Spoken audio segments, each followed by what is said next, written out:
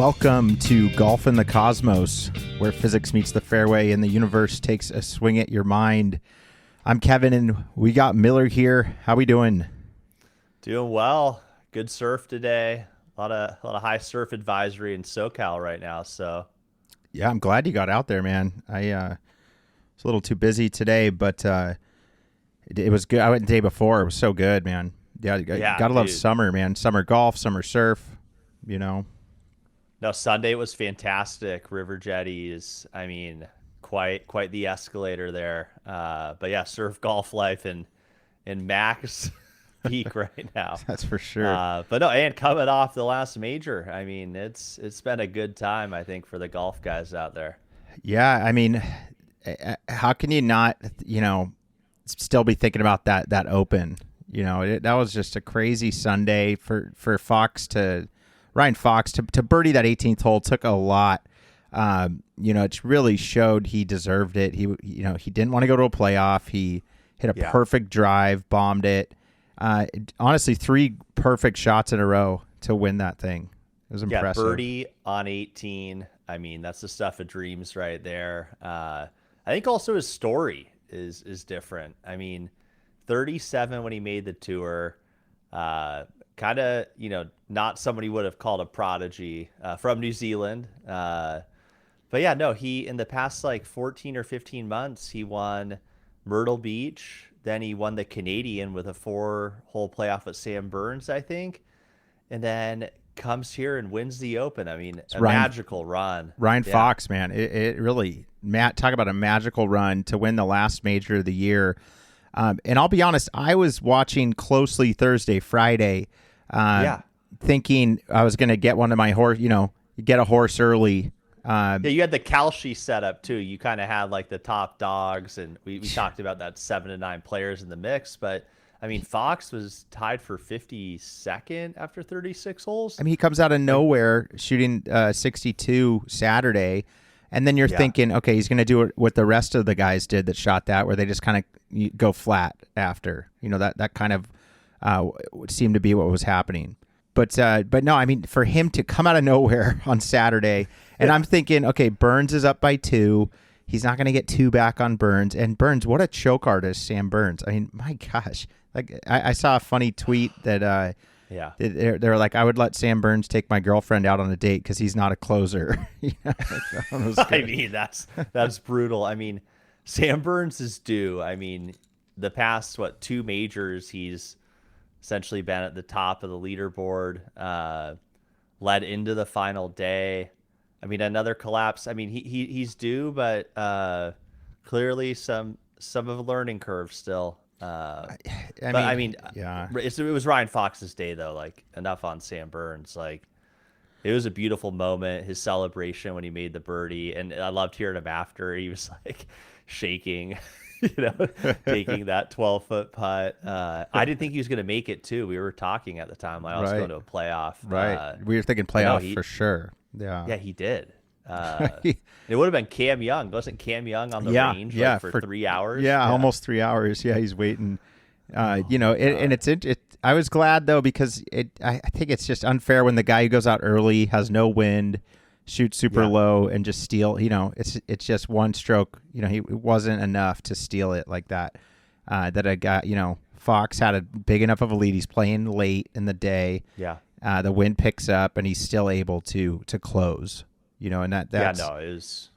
Those finishing holes are so important. But I love how basically all of golf embraced his fast play. He has a super fast setup, and and I can't. I'll be honest. I'm thinking what everyone else is thinking. Where I'm and maybe my next round I'm gonna because he's quoted saying when you walk up in a dress, why lose that?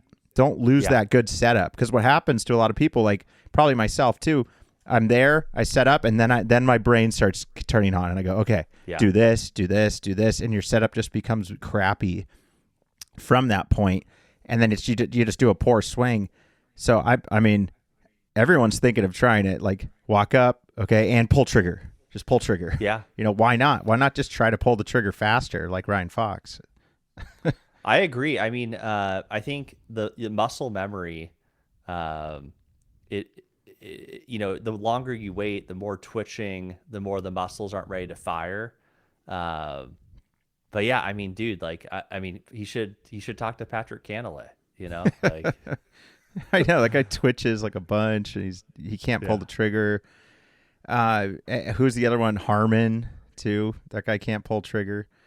Yeah, not at all. But no, I mean it's funny to see though how much like the USGA like is loving it, because like this could increase pace of play worldwide. Because he set such a great example of like he won the Open and he doesn't wait at all. He gets up to the ball, wants to hit it. Scotty Scheffler was even quoted. He played in a group with Fox, and he was like, "Foxy, I didn't even realize you were in our group. Like, I didn't even notice you." And Fox was like, "I don't know if to take that as a compliment or not, but it's extremely fast. For a tour pro especially. But I mean, hey, if you walk up to the ball, you see your target, aim, fire, right? Why wait? And like you said, let that other part of your brain maybe kick in instead of just muscle memory, right? We've swung the club enough times. Yeah, I want to get, but yeah, I mean, I think all of that. I think also too when we play, to kind of the Fox method, like when we're moving on a course, you're more fluid, right? Like when we have to wait at Costa Mesa, on a tee box for 15 minutes, 1 out of 4, tee shots is a shank. I want to move to the stats though on this, and also too, like we thought Birkdale was going to be like an absolute like carnage fest. It wasn't at all. I mean, it was perfect weather. It was sunny. My parents are across the pond right now playing similar courses, and I mean, I think that the weather made it easy. We thought we'd have a ton of wind. We didn't have that, but I mean, the links artistry. I mean, listen to this. Fox lost strokes around the greens, but tied Scheffler with a field high 31 approaches inside of 20 feet and gained nearly 10 strokes on those putts. That was the data. Wow. Which is crazy. Wow. But yeah, I just wanted to pull that up. I mean, modern open golf, you can try and bomb it, but I mean, if the putters go nuclear, it doesn't matter. That seems to be right. Mean even more. I do love how 10 won it, -10. I was a little worried 20. after, right? I was worried after day 1 and 2, this was going to get to like 18, 19 or something. But I think they started putting pins in harder spots. Yeah. That, less attackable. You called 15 was so fun to watch. That super long par 3. I love how it comes late in the match. And it was like, man, the way guys parred that, it was like so, it was like a lucky, it was like they were lucky to get a par. Dude, they were lucky. Like you see the shot tracer on that hole. Like, I mean, such a tough green. I felt like most of the time they were missing off to the side or left, but right. So hard. And I think that makes it more fun when it isn't just like all scoring holes at the end, but holes you need to survive and score on. A little bit of like a roller coaster. But no, I mean, dude, like after watching the British, I'm just thinking, when are we going to Scotland? I know that golf does look Ireland. fun. Yeah. Yeah. I'll send you some pics too. My parents just played where the Irish Open was at. Oh, wow. I mean, some of these places are unbelievable. Oh, yeah. What's the course? Hold up. Well, the Ryder Cup, the Ryder Cup's going to Ireland next summer. Yeah. Oh, okay. Yeah, I'm trying to hold up. Yeah, where's the family chat? Hold up. Ballybunion Golf Club, nice. Established 1893. This place is like on the cliffs, ocean, links. It just looks insane. And then Old Head on the peninsula. What a life. Yeah. I mean, that trip is something we got to look forward to. That's got to be a bucket list. I mean, that just seems like right down any golfer's alley. Hit the pub. Yeah, they're playing the old course. Hit the pubs at night. Hit a new course every day. Yeah. It was the weather was interesting. It was one of the hottest opens, as far as temperature. Yeah. It was like a heat wave going through northern England. So it kind of was, the fans even weren't used to that. So typically in those areas, it's more that links weather, right? It's like no, yeah, rainy. You're bundled up. You're cold. There's wind. It's wet. Right. And it was sunny, hot, and I mean, guys could have wore shorts. Yeah, yeah. But this isn't the LIV Tour, so with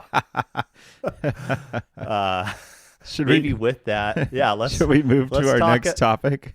Yeah, let's move to the Titanic. But it's the year 2026, and feels like we're watching Bear Stearns in 2008. The LIV financial crisis. The LIV financial crisis. No, dude. Bear Stearns. I'm sorry. The LIV Golf Tournament has literally gone to the brink of collapse. I mean, they haven't had a tournament in 7 weeks, I think.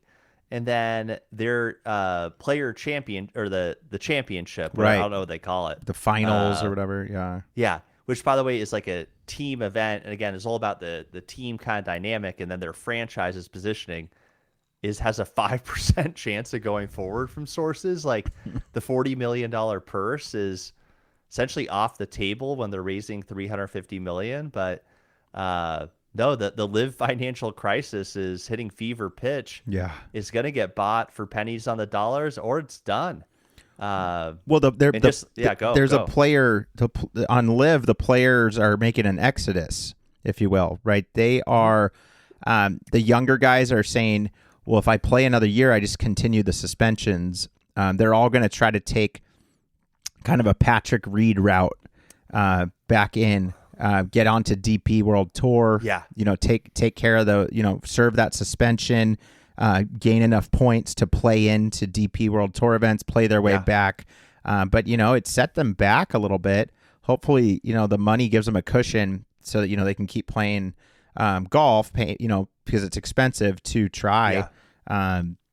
But, I mean, unfortunately, I think there's going to be some LIV names that you just won't see anymore because they can't get that status back necessarily, right? It's not inherently given to them in any sense. They have to really earn it and work for it. And it's going to take time. Not all of them are going to be able to do it. Yeah, no. And by the way, I think a lot of people shit on Patrick Reed, and, I think we all have, but he looks really smart right now. We talked about this a while ago when he was raising trophies on the DP World Tour, but he looks like in a great spot. And I think a lot of these other guys are in a little bit of panic mode. I think the winner of it all is going to be the Asia Tour. It kind of seems too now like the DP World, Asia Tour, then the PGA, and then the two split Challenger. Let me add. I can add to that. Go. Recent news: the Asian Tour is now, essentially joining forces with the PGA and the DP. Yeah. So the LIV lost their feeder tour. Right, the Asian Tour was a feeder tour for LIV, so that's done. Yeah. So that it's just the bottom's falling out from LIV, and it's like how much longer do you drink the Kool-Aid if you're on that tour? They keep saying they're going to get funding, but no one's writing a check. How long do you go along with that? Until the rug gets pulled, if you will. That's what it's starting to look like. It kind of reminds me of the crypto run 2021, but after the peak, I mean, like the capital's out, people are running towards the exits of the casino. Yep. No, and by the way, as time has gone on too, I think we brought this point up. A DP World Tour is just looking really good right now, almost like an equivalent for us watching. I want to see the Irish Open next year, with all the talent that's going to flow onto it. I mean, I think things are looking on the up for that stuff. But back to LIV, this is a complete collapse. The cornerstones of what people valued the brand and the system on, the franchises, without this championship is essentially a fraud. Right. All they have after that, and if they're not even playing, is just these brands. And don't get me wrong, I have a Crusher shirt. I wore it at the member guest with my dad last year. Is that the one you got a hole-in-one at? No, I wasn't wearing that the day. I was wearing a big Canyon. But you did get a hole-in-one at that tournament? I did. I mean, it will be on one of our pieces of content, but it was a shot heard around Newport. I carried my dad to the finals on day 3, and in the Derby on day 2, to get to 4th place, I think, on the final day, and then we collapsed as normal golfers do. But yeah, same tournament, different year. No, but back to Live, like disappointing. I think Live did though help the game of golf. I don't think it was for nothing. I think it challenged what is a monopoly that is the PGA Tour to pay its players more Right. and really improve the quality of its events as well as how it does content. I think we've talked about that a bit. But now the lights are going out, and it's like watching Sears. After 2008, or I don't know when Sears went down. It was a while ago, but it feels like that. But yeah, I mean, what's the marquee got next? But I want to call out our production team here. I love it feels like PTI right now. What do you got next? Yeah. I'm just posting I'm putting on a story that we're live right now. All right, good. And then I think we have a couple comments. Looks like Try Thinking Deeper commented on the trying to play fast. He said he tried it and it worked. Yeah. But it's hard to not fall back into your old ways with the fast play. But I'm going to try it. And even if you have a long wait at a tee box, right? It's like when you do go hit, then go fast, or not fast, but aim and fire. As I tell amateurs, one practice swing, then go up and hit it right after. Like, what else are you doing? Unless something goes wrong in the swing, like keep it going. Right. But here, let's move to Mr. Woods. Yeah. Next topic. So if you haven't bet on Instagram in the past 2 days, you would have saw Charlie Woods at the the U.S. Amateur Championship, or Kevin, what was the tournament? The junior Amateur Championship. So you would have seen him like greenside rough, taking what looked like a 56 or a 60, and in his backswing you hear the kick, like the photo noise, and he shanked it. That was a playoff hole. Was that what? Yeah, it was? they had to wait. They had to wait till the next day to get in. Yeah. It was like 12 guys for 2 spots. So you're thinking you kind of have to birdie the first par 5. That was kind of to you got to at least make it to the next hole. Some guys will fall off the back. Guys who hard fall off. So he shot over par the first day. Then he shot a better score the second day. So he made it. He got in. A lot of pressure. Had to sleep on it. This will be his last year. He can, that he's going to be a junior, right? He's going to be turning 18, going to college. So this was it. Probably playing at Stanford, calling it now. No, Florida State, actually. Really? Yeah. Oh, because he lives right by there. Yeah. Okay. But again, it's like he went for it in 2, hit the rough. So bad shot on his second shot. And then he has that chip. He's got to be a good chip. And that rough looked pretty thick, unfortunately. Yeah. But yeah, then you hear the camera go off, and it's like, I've heard both sides of the argument. Like Charlie, it's Charlie Woods. There's going to be cameras. Like you got to get used to it. But then it's like, really though, right at that moment, what's the? Oh, wait, who has the volume of a camera shot on? I know whose phone's not on silent. Honestly. No, but you know what I mean. Like I was thinking about that. Like I take pictures on my phone like all the time, just with my thumb. And the only time I've ever heard the kakunk is when the flash is on or something. I have to turn the flash on. I'll say one comment though. Phones need to be banned at tournament events. I think we're rounding that corner. That's one call out. I think it's just, the fans need to get themselves together. The grow the game, shrink the game argument kind of keeps coming back into focus, but it can ruin a shot. I've been there, not in the pressure or the stakes, but when someone yells, you're a hack in your backswing from another hole, Yeah. But yeah, I think I loved K-Con Birdie's his phone policy. I think like at the Masters, like you put your phone in an RFID bag or one of those like bags and you pick it up, but you coat check it. I don't know. It's going to be a problem. This isn't going to be the last time that an influencer or someone that I know this was a random person who I think did not intend to do this. Right. So we'll be a little, graceful to them and not call them out. But, I mean, there's just got to be a level of respect in the game of golf. You got to be quiet. But, look, I mean, it was in pretty thick rough. Like let's say that camera doesn't go off. I don't know if he necessarily birdies from that lie. Unfortunately, but still, it's not fair it's not fair for anyone. It's not fair for even him to be able to use that excuse. You could argue even, don't give him that out. Make him play, own his score. It's just unfortunate, right? That it happened like that. Like, I mean, if it just went off a half a second later, it wouldn't have mattered as much. It was just in his backswing. I saw one comment that they're saying his dad would have stopped the backswing immediately, when he heard the sound. He could have stopped like right before contact. No, but it's hard when you're going, man. Like, we've all been there when like it's in motion. Only a few guys can really pop out. I will say though, like the clip is almost masking what was his best event as an amateur in the junior side. I think the last 2 years in this event, he went 82-80, 80-74. This year, he was going 76-70. He was in a potential close to a playoff to a final. I think it's a positive. Definitely. I mean, his improvement's amazing. And like, let's really take a step back, look at the legacy of the Woods family. I mean, it's so cool that we're going to be seeing more of Charlie and maybe he only maybe he does college for maybe only 3 years, 2 years, then he goes pro. Yeah. Who knows, right? We could see him sooner than we think.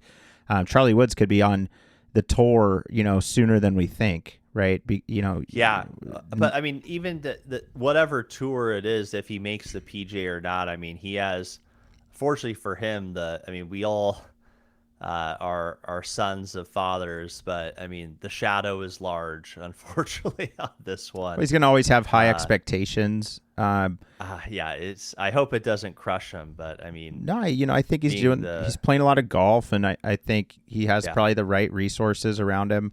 He does, definitely. Yeah. And put it this way, there's not a soul out there that isn't rooting for him.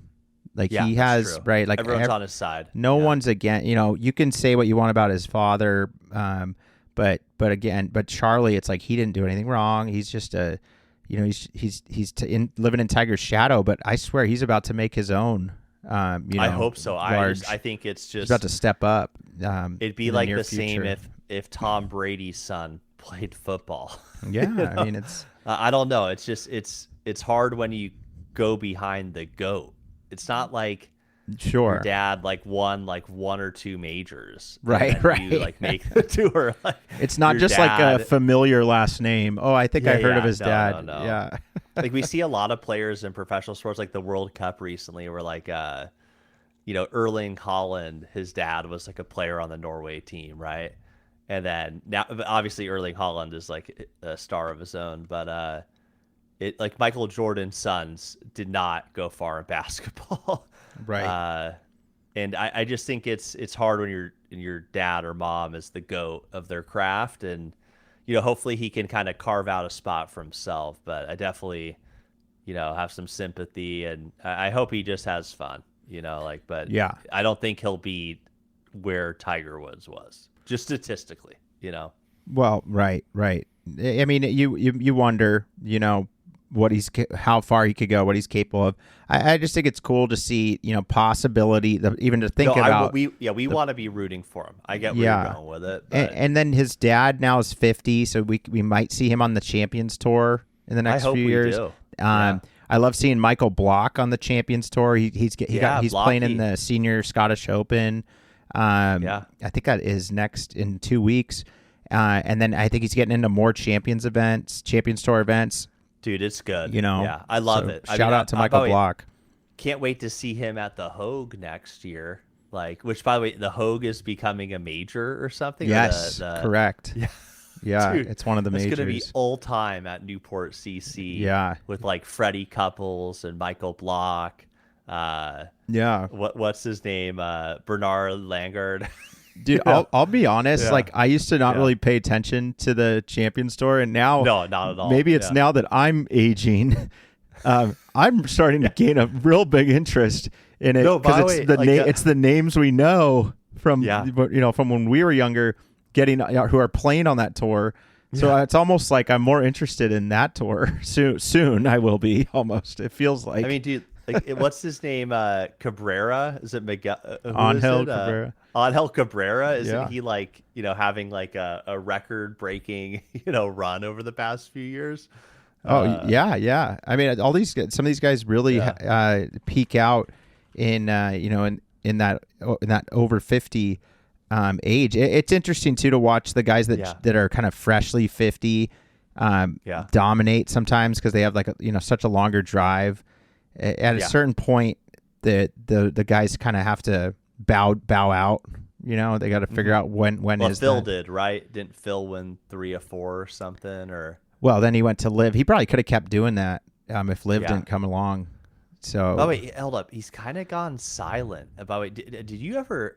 I know Phil's not on here, but it's come up. Do you remember like a month ago when there was like the big drops on like his advances on other guys? Yeah, Alan Shipnuck dropped a story that he'd been working on for a bit, and he felt compelled, like he needed to. I love that. Journalist feels compelled to write, a story he was working on for a long time. Yeah, that's how I feel when we do the weekly pod. I just wake up compelled to spread the word of golf. I have an opinion. The world needs to hear my great thought. No, but that was an expose. Oh yeah. In short. And by the way, it was ruthless on the gambling. I mean, I don't want to go into details, but like I heard there was one part of having a cart boy with his phone driving around for his location. Who was the player he was friends with who he was like advancing on the wife? I mean, look, don't know if it's true. I mean, I think it is, but Pat Perez. I mean, by the way, he's disappeared. By the way, also, didn't he have the incident at his club in like Rancho Santa Fe or something? I mean, like, dude, like that guy's disappeared. Yeah, I think he knew the story was coming. He was worried it was going to get dropped at the Masters. That's why he didn't. Is that why he didn't? Yeah, play? Supposedly, and the Masters guys appreciate that. They don't want that type of no clouds. They don't want clouds over the Masters of stupid things like that. But yeah, I mean, I liked his team's response. It's just like they're like, look, one group of stories that you put together doesn't like tell a whole story of a man. That's true. And I agreed with that. I'm like, yeah, I mean, that's true. Like, I mean, his betting volume though, I think is above $1 billion or something. Well, I mean, look, let a guy bet, but I mean, it's legal to do so. So no, I know now it is at least, but it's all these betting on himself in the U.S. team on the Ryder Cup might have been a line too far. Maybe, yeah, that could be. But by the way, I guess like the whole point I bring that up is like, will we see him again? It's a good question. I know. Look, I don't know. I think time heals everything at the end of the day. Time heals all wounds. Yes. But these tours don't like him at all. But look, when I was at Baltusrol, there's a picture of him in the locker room because he's a PGA champion. There's a picture of all the PGA champions. Oh, did he win there? No, he didn't win there, but still, he was at the dinner there. When they had, So I mean, it's like there are a lot of major. It's not like he didn't do anything. Like you could argue, like Tiger's in more legal trouble than Phil. I mean, at the moment, that's a true statement. We forget about the expose on Tiger, which was, I mean, we don't need to go into it on our podcast because it's almost too much for our audience, but we all remember the stories of the lineups. But look, I mean, if you get a divorce, then everyone forgives you, right? Divorce is accepted, and it's like, oh yeah, he had a cart boy drive his phone around like to pretend he was playing golf when he was actually up at one of the mansions with a mistress. Okay, does that mean like I'm not buying tickets to go watch Phil play?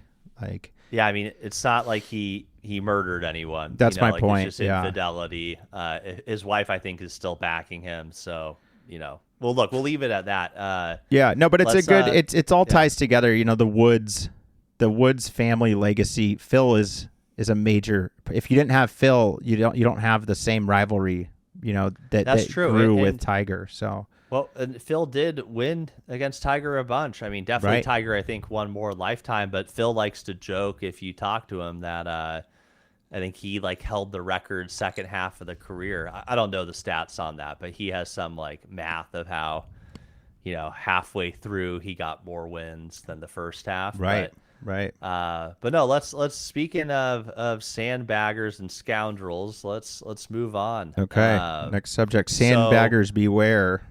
Yeah. Do you want to give it? What's the new rule called? Well, no, it's actually it's not a new rule. It actually is something. Yeah. When you play in a tournament, it used to be recognized pre-2020. It was treated differently, and then in Europe, it until recently, playing in a tournament had more weight.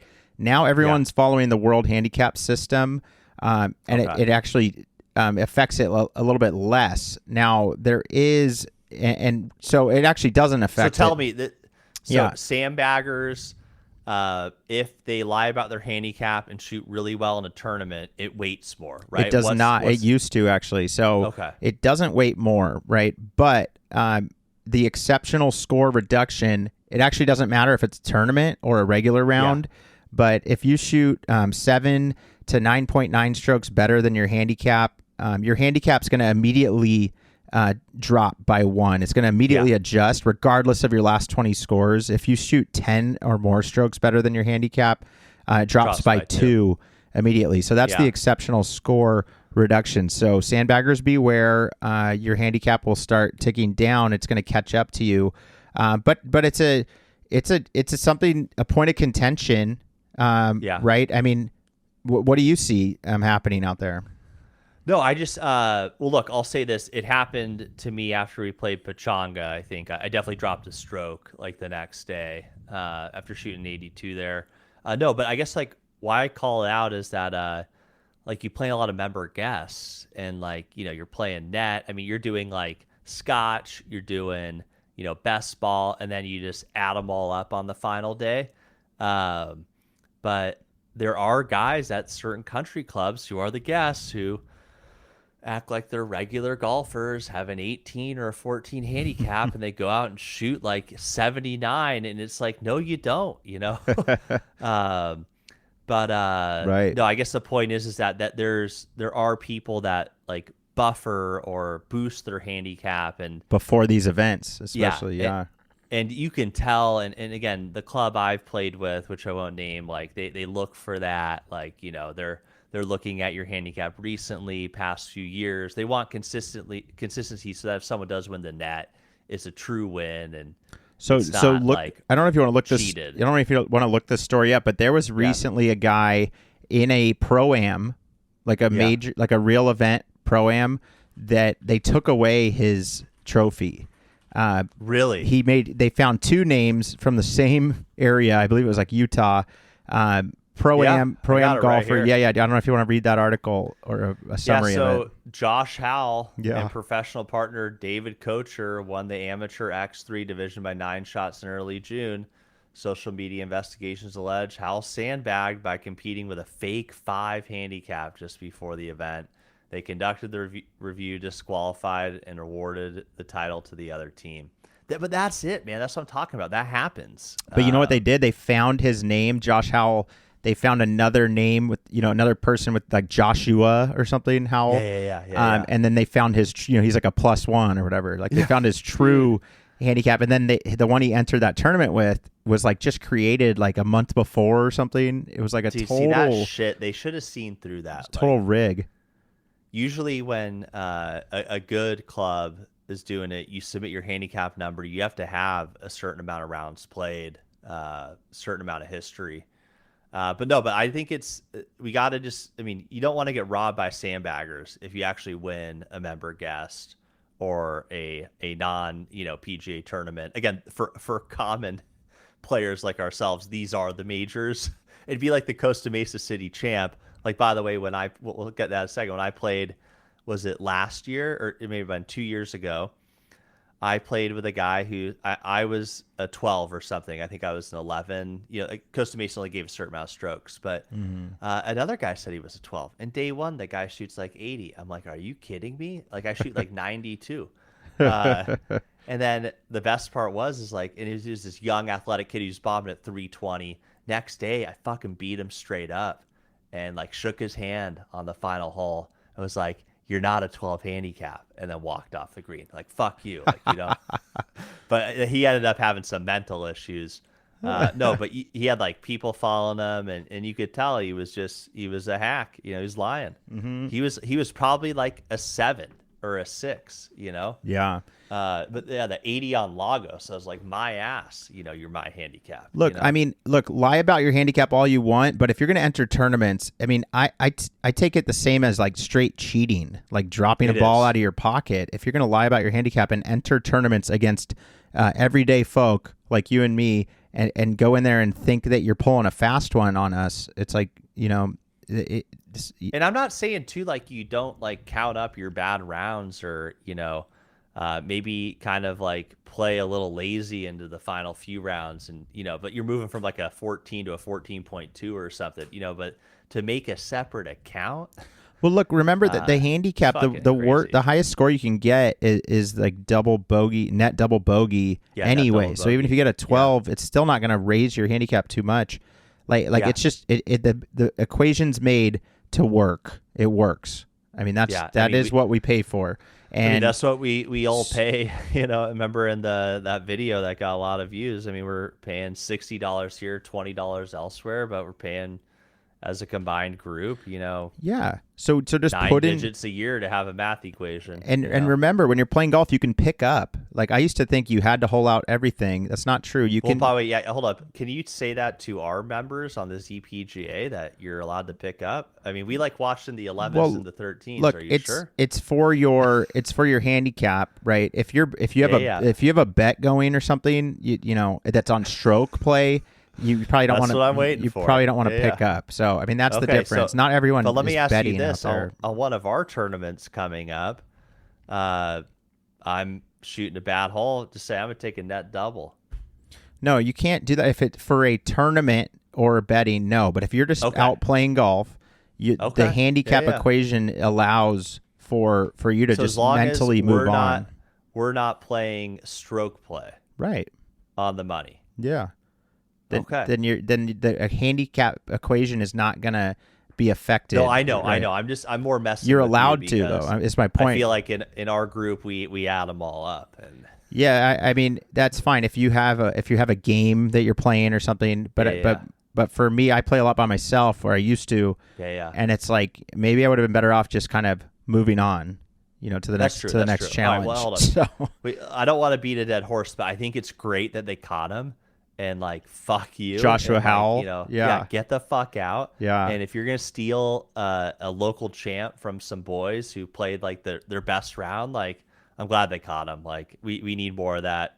Let's keep it going though. So speaking of city championships, we have the Costa Mesa City Championship at Costa Mesa Country Club, the best muni in Orange County. 36 holes. 36 holes. You tee them up Lagos and Linda. There is a handicap flight and a championship flight, and it's a blast. There's a barbecue at the end of the first Saturday. I mean, a beautiful event. One of our locals, Breeze Woods, went to the final hole on the handicap flight 2 years ago, nearly chipped in, then lost. Had some off the course kind of issues bubbling at that time. But no, wow. I mean, dude, a great championship. We're excited. Yeah, we can't wait. I heard the handicap flight filled up already, so I'm hoping to tomorrow's last day to sign up. I was going to sign up for championship anyway. That's how I've always done it. You have, by the way. I'll give you credit. Every year, no matter what your handicap, you're like, yeah, I'm not playing that. You're playing to win. Yeah, I mean, I like to at least put my if I'm in the local community, I want to see I want to play with the best. The winner is like -10. That's okay. I want to see where I stand. You know, mano a mano with these guys. And where you stand is 95th. Yeah, that's okay. Not out of last. 105. No, but no, but look, I get it. It's for pride, right? There's bigger Exactly. things in life. Well, look, who won it? Didn't Fairfax's buddy's dad, right? 79. Yeah, Marco Mira, 1979, Costa Mesa City champion. Was that before his career or in it? Well, he apparently he drove straight from Cleveland. He was playing in a tournament there, and then he drove immediately to Costa Mesa to tee it up. I think it was when he was. I mean, that guy was always good. So he was a. No, but I mean, like that was like in his PGA Tour career, like when he was in college, or. Like... I don't know, but I mean, 79. I mean, he won. You gotta look up what year he won the British Open, but it was after 79. I mean, it's not like he's an Open champion coming to Costa Mesa. But it's a cool fact. I always love that there's some prestige around the city championship. Let's walk that out. He was like my dad, born in 57. He was 22 years old. Yeah, and won it. So that's actually badass. Yep, a talented guy. I wonder if it's on his Wikipedia. It should be. But no, it's not. It's not a PGA Tour one, but no, that's great. By the way, I wonder what the Costa Mesa City champ looked like in '79. That's interesting. Picture that. Probably not that different, to be honest. That's true. The classical. Well, here, let's keep it rolling. It's like a little frozen in time, that place. Oh, actually, quick update for the fans. Any news on teaching lessons there? We have. We got to wait for Andrew to be back. I have no idea. I don't think. I think he's been busy or doing them in other places. So, but yeah, I'll let him speak to that next pod. Hold up, just quick. There's like an article in 2001 of like LA Times, but like the city championship. And I mean, dude, like Scott Simpson won at Costa Mesa, defeating his father. It's a big tournament, man. I'm telling you, it has a long history. Put it that way. Yeah. It's a good one. Another good one is like the San Francisco Open. I've always heard that one's incredible. I'm sure. Is that where's that at? Presidio or at the other city courses? I'm trying to remember. Or Lincoln? That's or TPC Harding. I mean, those are the three I played up there. Yeah. Okay. Hold up. Yeah, go ahead. 1 second. I want to look. Is it Ryan's? No, it's a different kid. All right, keep it going. It's usually a college golfer though that wins that thing. Yeah. So we'll see. But I don't know. We know that course. Apparently, by the way, Brian Saltis, Newport Harbor High, Costa Mesa City champ, went back-to-back 95, 96. Wow. Okay. We're really going back. This is key history. By the way, I want you to cut these clips no matter what. This is for the locals. Okay? Yeah. No, keep it going, though. Yeah, that's good stuff, man. It's a great tournament. I'm looking forward to it. It's August 1st, 2nd. So come on out if you're local. All the Cosmos crew, most of the Cosmos crew will be playing in it. Next one, US Am Tour, 50 days away from national champiomships at Sundance? Sun River. At Sun River. Yeah, way to blow that clip. Yeah. So hold up. Hey, US Am Tour, what do you got? US Am Tour, we're 50 days away from the national championships at Sun River. It was there last year. Absolutely beautiful. Yeah. I can't wait to go back. I'm still trying to qualify. I have a couple events left. I need to come in probably the top 3 in those in my flight. But you haven't qualified yet? No, I haven't. I still have 2 more events. I just signed up for El Dorado and Dana Point Monarch.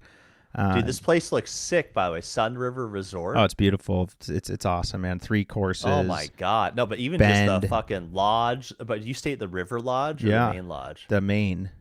Believe it or not, main. We got to stay at the River Lodge. Yeah. This place looks sick. Those were sold out. But this is in Bend? Yeah. You fly into Bend.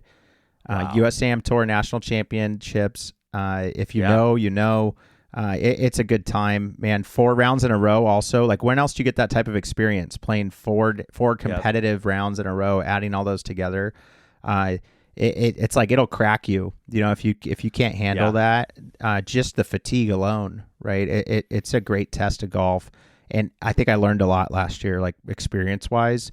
So I'm looking forward to taking another crack at it. This year. Well, we're excited to watch. I mean, and look, like if you don't make the cut, and we there's no cut. There's no cut. I mean, I'm sorry, if you don't make the qualification. Oh yeah. Let's just call them and we'll figure it out. Okay? Yeah. Right. No, there's a lot of ways to qualify. It's really about playing the minimum events and being in the top third in points after the other qualifiers get removed from that equation. So you just have to, if you play enough events, if you get a few top threes, which I have, I'm 12th out of like 38 in LA, so I'm like right on the cusp of the third. But then when you take out the other guys, that if they go, then that pushes me up a little bit. So I mean, I still have 2 more events. All I have to do is like probably not come in dead last, and just make sure I tee off. That I should be able to make it happen. The math is working with me. Put it that way. Yeah, the math is helping. Is there anything? I might just talk to them. Well, talk about. I don't think so, man. I think you need to play. You have to play 6 events. So there's probably 6 left though. You could still do it. If you play a major, it counts as 2, so it's 6 rounds. So yeah, look at their schedule. You could even travel somewhere to play an event. But yeah, we just booked the Airbnb, man. We're That's stoked. Sick. What weekend is it? It's September 14th, I believe. 15th, 16th, 17th, something like that. Yeah, it's like Friday to Monday.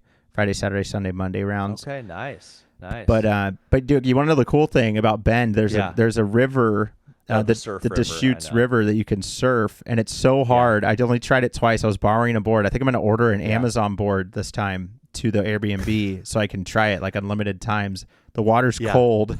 You wear a wetsuit, and it's crazy. You jump onto this wave, and you try to it's just the opposite. The water's going against you instead of with you. So it's like your weight is like opposite. It's very, once you fall, there's a line of people. So you have to get back at the back of the line. Yeah. And there's some the freezing cold. And the guy, it's not that cold outside. Okay. And then the guys who are good surf it for like 5 minutes, and then they just jump off when they're tired. I'm like, God, come on, fall. Like when I need a turn. It's pretty cool though. They installed hydraulics at the bottom.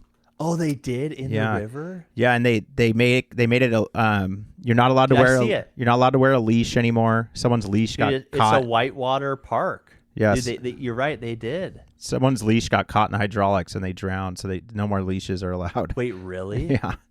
I guess so. Oh man. Cuz the water's moving so fast, you can't if you're stuck, you're stuck. You can't get stuck on it. That'd be bad. Dude, this wave looks sick, dude. I'm looking at it right now. By those hydraulics or dank, it pushes the wave up. It's sweet. Really cool. Yeah, so I'm really trying to take my mind off golf and surf that a little bit. I just need to figure out how to get a board up there. I need to plan ahead. 2022 surfer died with 17-year-old Ben Murphy of Bend. Yep. That's crazy. Well, trapped underwater for several minutes. Because what happens is 6 minutes. Yeah, when you fall, the board actually goes kind of far away. Like it goes, you have to go swim for it. Away. Yeah, that's probably why people wore leashes to make it easier, but ended up being super dangerous. But yeah, we're looking forward to USAM Tour to Sun River, baby. Can't wait. So here, let's finish out. I got a call. Let's go to 3M. So we're on 3M. 3M TPC Twin Rivers in the Twin Cities. I believe. TPC Twin Cities. 3M Open. 3M Open. I'm a little annoyed. I took Tom Kim to win. Oh, jeez. But I was very close. Oh, he's in 26. He's -3. But I thought Emiliano Grillo, statistically, was on the up to do well here, and he's in second at -7. Wow. I'm looking at what I submitted in terms of the bets right now. Again, normally we do this the day of. Looking at my bets, let's see. I took Max Homa. Don't see him. Yeah. Where is he? Where's Max Homa? Look, I think what everyone is. Scheffler came out with a hot first round -6. Yeah, he did. Kalshi has him at a 38% chance of winning, and there's still 3 rounds to go. I mean, this is $100 on the no makes 154. I mean, and that's all that's saying is to not win a tournament, which is like not that likely. So they really think Scheffler is hungry here. I mean, it looks like he can win, but it's like we know he always has one bad day this year. Like he always has one bad day of the tournament that sets him back. Someone else gets hotter, but that's the best I've ever seen a no bet pay this early. Like when the odds of that, of him, they really think he's just going to run away with this. That's crazy. Dude, I'm looking too. McNeely, who is in your favorite, tied for 86 at even. Max Homa's tied for 103 at +1. Jeez. Not a good call. Actually, a name I've seen for the first time in a long time. Neil Shipley, tied for 67th, -1. He won't make the cut. You want to bet? No, but I just don't think he will. Okay. I think he's going to make the cut. Well, I mean, if he's in the mix. I have a clip of he's the most overrated player in my opinion. Yeah. He just had a dream life story of getting to play with Tiger Woods at the Masters as the amateur, right? What a life. Yeah. By the way, a Gary Woodland I called for top 10 is tied for second. So there you go. I'm going to ride with that. But no, I mean, look, 3M Open. I mean, look, after the World Cup, this is panic season. It's no sports. No more majors. Yeah, PGA is going to get us into the NFL and college football. But True. And by the way, I'm going to call out, I recommend the MLS. Yeah, I saw there was a double header. There was a double header on Wednesday. By the way, MLS is in peak season. Vancouver, the Whitecaps are in first in the West Division. Well, my buddy Mike Ford, special call out, San Jose Earthquakes. Good team this year. But no, I might be watching the MLS on Saturdays. So, but look, I think we'll have a good tournament. I don't think Scheffler wins, but I mean, he could smoke all these guys. Well, so we'll see. I mean, that's a risk that I think's worth taking. I mean, look, the 3M Open, betting no on Scheffler, 100 pays $154. I mean, that's really good. That's such a good payout on something that is, not necessarily a given at all. To get paid half your money just to say he could get second. Like, I bet he will. He'll get second maybe, but I don't know. He hasn't it's won. It's just hard to win all year. Golf, yeah, exactly. It's 3 rounds. He's won once. Right. He's won once this year. It's so interesting that people, are putting that much money behind him right now. And this is the perfect recipe for the no bet. He did really good on day one. It's like boom. I think too, if we're looking at the no bet, you might as well ride it out till the end of the season, except maybe the tour champ was 30 people. And just think that this is the year where you're going to cash out. Next year, a year after he's had that kid, I think the kid thing and having a new kid is hard balance. So I think next year he'll be back to form, but you might as well keep riding the train, going heavy on these no bets right now. Yeah. I mean, look, he shot -6. I'll give him that, but can he do that 3 days in a row? That's just not what we've seen this year. Year. But yeah, point. I mean, look, still, I think it'll be good golf.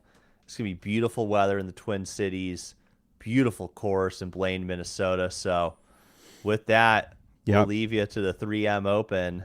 Get your duct tape and, catch a ride. Yeah. All right, Miller, great chatting, guys. Thanks for everyone tuning in live. Thanks for the comments. Drop us a subscribe. Give us a follow. Check out golfinthecosmos.com for some merch. We got some new t-shirts coming too, so be on the lookout for that. That's all we got, man. Thanks for tuning in, everyone. It's gonna be a long, long time.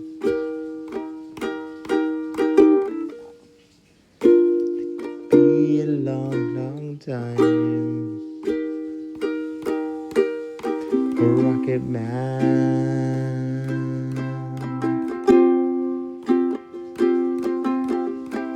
Rocket Band. Think it's gonna be a long, long time. Rocket Man.